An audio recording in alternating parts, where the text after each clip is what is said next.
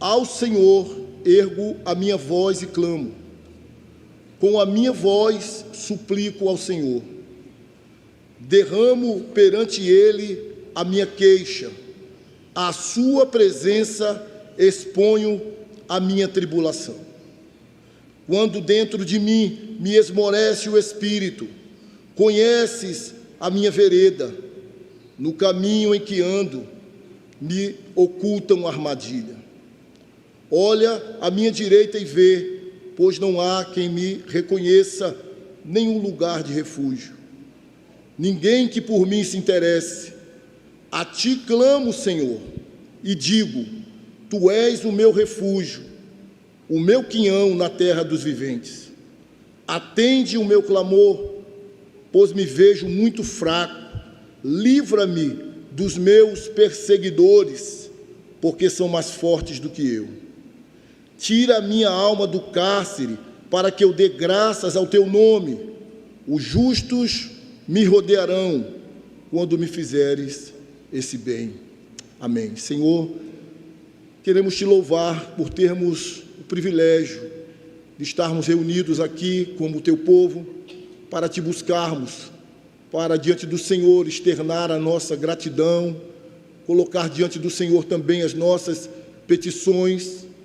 E quando fazemos isso, Senhor, nós reconhecemos a nossa insuficiência e o quanto nós dependemos de Ti.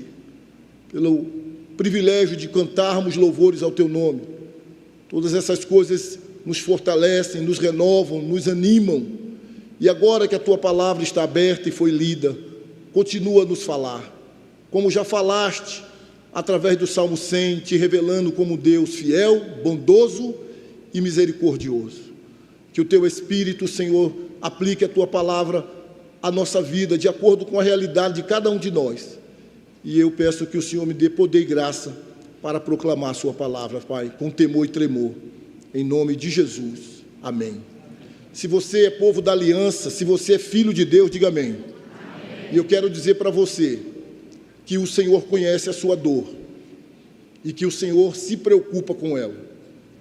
Deus não está alheio à sua dor, Deus não está alheio ao seu sofrimento e, pelo contrário, Deus, Ele também tem cura para a sua dor, socorro para a sua dor. E por que eu estou falando esta verdade, que por muitas vezes ela é abafada no nosso coração, principalmente quando nós estamos vivenciando a dor, vivenciando o sofrimento, a angústia. E existem aqueles sofrimentos que eles são mais duradouros, mais longos, mais persistentes, teimam em não cessar, embora muitos estejam clamando, orando, mas ali aquela dor ou aquele sofrimento, ele persiste. E conforme a Escritura Sagrada diz, e é verdade, o nosso coração ele é corrupto e desesperadamente enganoso. E por vezes a gente quer pensar que Deus não está nem aí para a nossa dor. Mas eu queria repetir que Deus, Ele conhece a sua dor e Ele se importa com ela. Por que estou dizendo isso? Porque este salmo revela mais uma situação de Davi. E Davi era este homem de Deus, homem segundo o coração de Deus, que não obstante a toda a sua comunhão com Deus, a toda a sua intimidade com Deus, passava por lutas, grandes provações, grandes perseguições. Mas Davi é aquele homem que, como servo do Deus da aliança, tinha essa compreensão que Deus tinha conhecimento das suas lutas e que Deus se importava com as suas lutas. E essa certeza levava Davi a clamar a Deus, a buscar socorro em Deus, porque se nós não tivermos essa realidade viva dentro do nosso coração, em meio às dores e às lutas da vida, às decepções da vida, a gente pode se enclausurar, desanimar, ter o nosso coração abatido. Mas em meio à sua dor, clame a Deus, porque Ele conhece o seu sofrimento e porque Ele se importa com a sua dor. O texto começa dizendo: ao Senhor ergo a minha voz e clamo. E como lemos no cabeçalho deste salmo, este salmo foi feito dentro da caverna, quando naquele contexto de 1 Samuel, Davi está fugindo do invejoso Saul. Davi ainda não era rei, e ele está fugindo do invejoso Saul, que também era o seu sogro, mas que tinha, ou que nasceu dentro do coração dele, um ódio cruel por Davi, uma inveja translocada por Davi. E então ele, com muitos soldados, corre atrás de Davi sozinho. E Davi está ali lutando pela sua sobrevivência, lutando pela sua vida, e consegue se esconder na caverna de Adulão. E ali dentro daquela situação de ter a sua vida ameaçada, de ser caçado, injustiçado, quase morto, em perigo, ele então, diante de tal situação, clama ao Senhor. Talvez a sua situação não seja essa, de alguém correndo atrás de você para ceifar a sua vida, mas seja outra, seja uma enfermidade, seja uma situação familiar, seja uma dor que você está sentindo, não física, mas na alma, por conta de uma traição, por conta de uma decepção. O fato é que, de alguma maneira, algum mal se instalou na sua vida ou contra a sua vida, e que eu e você possamos aprender com este salmo e com esta mensagem que eu quero intitular como pedindo ajuda ao Senhor. Pedindo ajuda ao Senhor. E aqui está este Davi, clamando ao Senhor ergo a minha voz e clamo. A quem Davi está orando? Veja o Senhor com todas as letras maiúsculas, fazendo uma alusão a Yahvé, ao grande eu sou, ao Deus da aliança, ao Deus fiel, ao Deus clemente, ao Deus misericordioso, ao Deus que tem uma aliança com o seu povo. É o Deus criador do céu e da terra, o Todo-Poderoso, que Davi está clamando. E como ele clama? Com a minha voz suplico ao Senhor. E a súplica de Davi é pedir de maneira generosa por misericórdia. Se clamar é alçar a voz, se clamar é gritar por socorro, se clamar é você gritar e abrir a plenos pulmões: ó Deus, me socorre, ó Deus, livra-me dos meus inimigos, ó Deus, livra-me desta situação. A súplica já tem uma outra tonalidade: pedir generosamente por misericórdia. É uma súplica diante daquele que pode resolver os seus problemas, diante do Deus da aliança. Versículo 2: derramo perante ele a minha queixa. E a queixa aqui não é se queixar de Deus, mas se queixar diante de Deus no sentido de colocar tudo aquilo que está perturbando a sua alma, tudo aquilo que está atormentando a sua alma. Então ele coloca diante de Deus a sua queixa, as suas perturbações, as suas inquietações. Derramo perante ele a minha queixa. Não há aqui nenhuma atitude de Davi, e nem deve haver da nossa parte, diante das lutas, ou das dores, ou dos sofrimentos, murmuração, reclamação, ingratidão. Mas ele está aqui expondo os seus pensamentos que têm perturbado ele diante do Senhor. À sua presença exponho a minha tribulação. Tem um comentarista, Warren Wisby, que diz: tribulação é estar em um lugar apertado. Imagine, um lugar apertado que chega a sufocar a sua respiração. Está em um ambiente apertado. É isso, Davi está tentando se livrar de uma situação parecida com essa, como se ele estivesse num ambiente apertado e ele precisa sair dali, e ele está clamando, suplicando, orando, pedindo ajuda àquele que pode arrancá-lo dessa situação. Derramar revela um momento único, só eu e o Senhor. Pensa em Mateus capítulo 6, versículo 6, de entrar no quarto e fechar a sua porta, e ali você diante de Deus.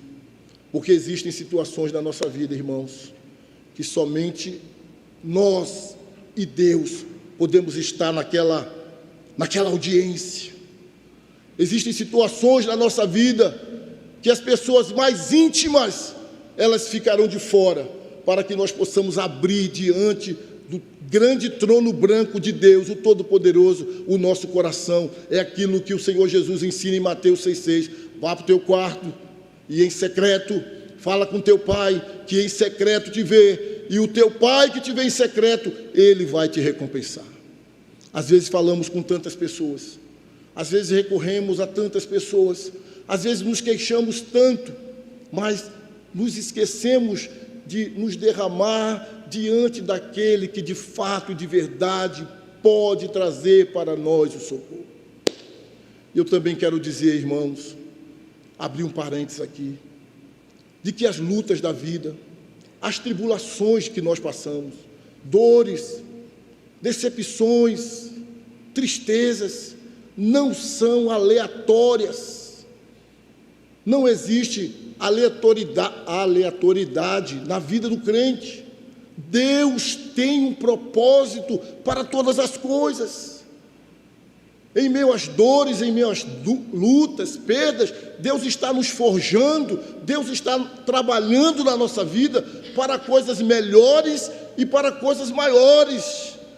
Deus está, por assim dizendo, nos fortalecendo, nos robustecendo, nos revestindo de uma armadura para coisas maiores, para coisas melhores. Então, às vezes, no meio da dor, o que só vem no nosso coração é sair, Senhor, me tira. Mas a gente precisa entender que o Senhor está trabalhando na nossa vida para nos conceder coisas maiores e melhores. E no caso de Davi é exatamente isso. Deus o estava forjando para ser o grande rei daquela nação. Através daquelas lutas, perseguições, Deus estava arrancando de dentro de Davi o segundo Saul, para que ele não viesse, assim que assumisse o trono, ser igual a Saul. E Deus está trabalhando na vida dele. E nesse processo ele clama, ele pede, ele suplica, ele ora. Versículo 3: quando dentro de mim me esmorece o espírito. E a gente pensa, um homem daquele que venceu o gigante, um homem daquele de tantas batalhas, um guerreiro daquele, mas diante das lutas também esmorecia. Quantos de nós estão passando por esse momento, esmorecendo? A luta é grande, a dor é grande, e não é pecado, ou você não é menos crente, porque você esmorece, porque você sente o peso da carga, da dor, da luta. Davi também esmoreceu. Quando dentro de mim me esmorece o espírito, e ele está dizendo, conheces a minha vereda, o Senhor conhece o meu caminho, o Senhor conhece a minha vida, o Senhor conhece as minhas lutas, o Senhor conhece os meus adversários, no caminho em que ando, me ocultam armadilhas. Então os adversários de Davi armavam para ele ciladas, armadilhas. É como se Davi andasse em terreno minado. E ele diz, Senhor, o meu espírito está esmorecendo. Me ajude, me socorra. Olha à minha direita e vê, pois não há quem me reconheça, nenhum lugar de refúgio.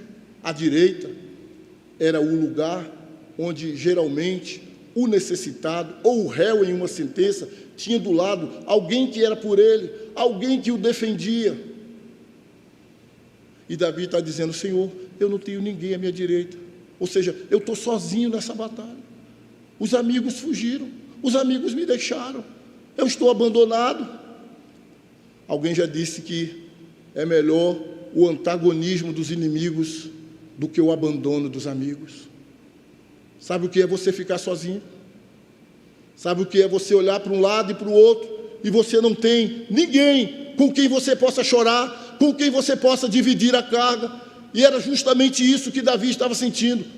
A solidão, solitário, diante daquele momento que ele mais precisava de alguém para segurar no seu braço, para dizer, estamos juntos, Davi, estou com você, Davi. talvez você esteja passando por isso, vivendo o seu deserto, sozinho, sozinha, ninguém para dizer estou com você, mas tem um que nunca vai abandonar você.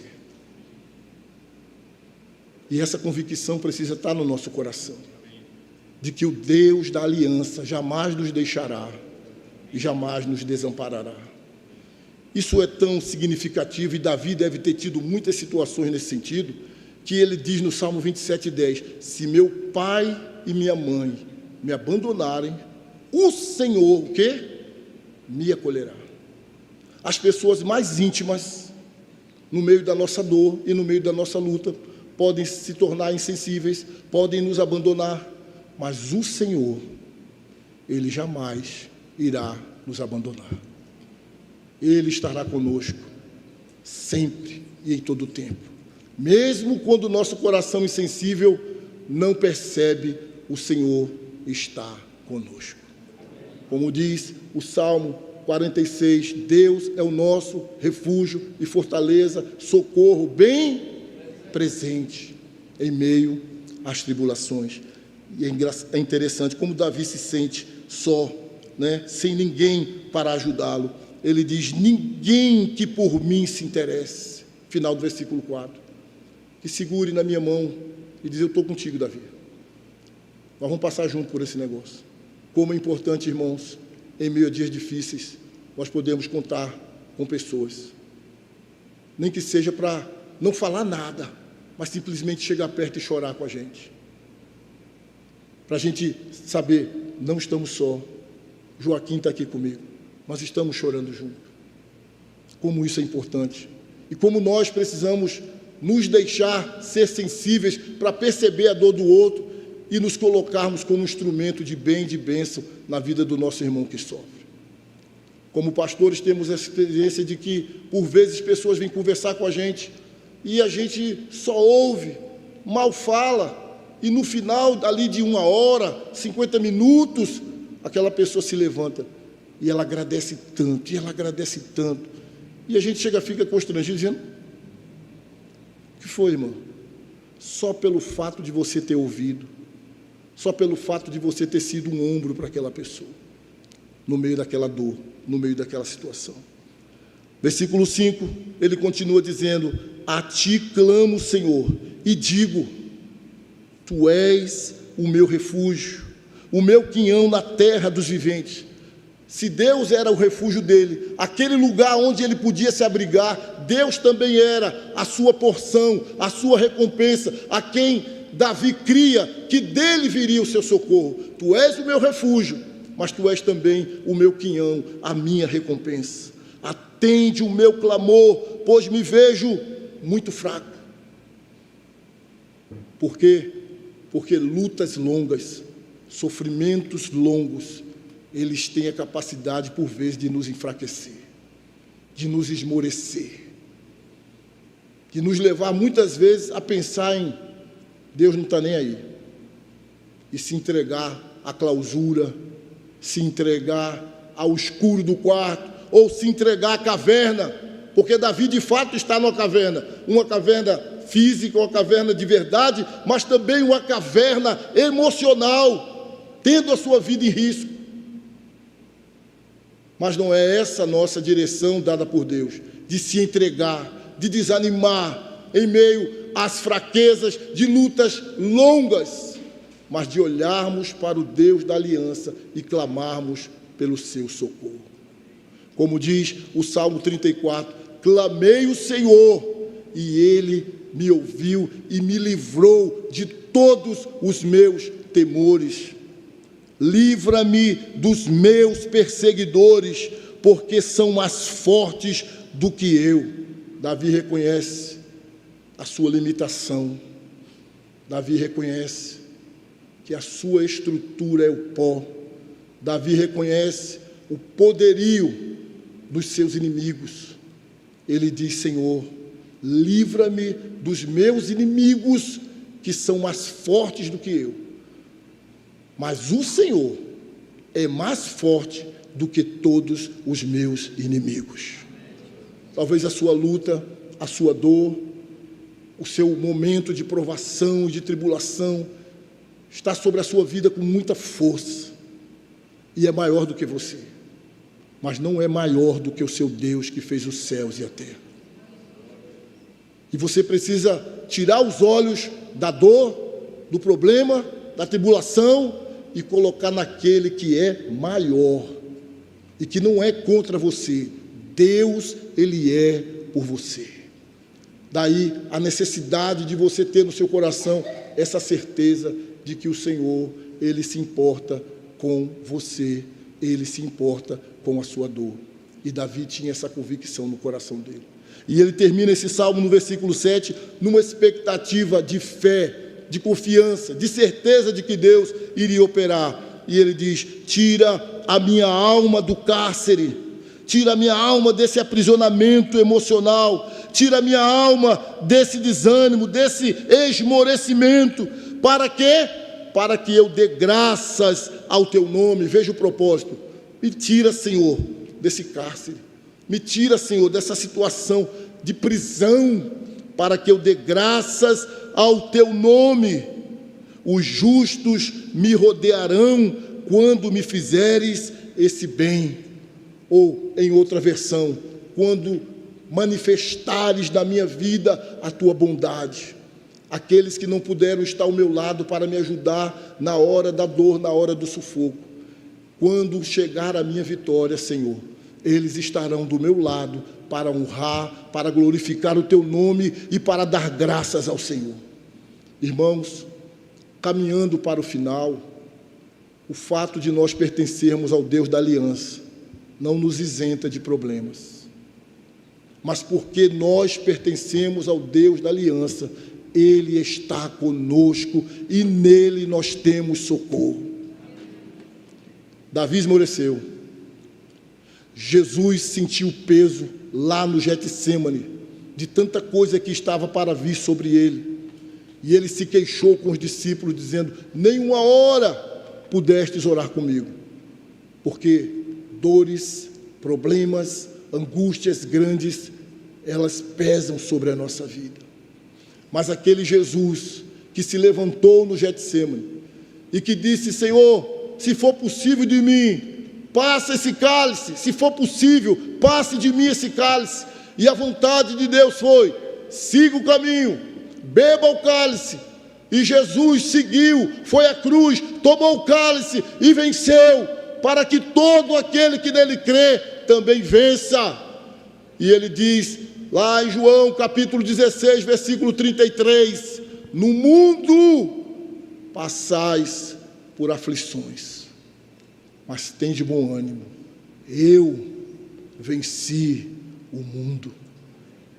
E eu e você, em Jesus, venceremos as dores, as lutas, as tribulações, os dias maus, olhando para Jesus e tendo a nossa vida fiada nele, porque nele, como disse o apóstolo Paulo, nós somos mais do que vencedores.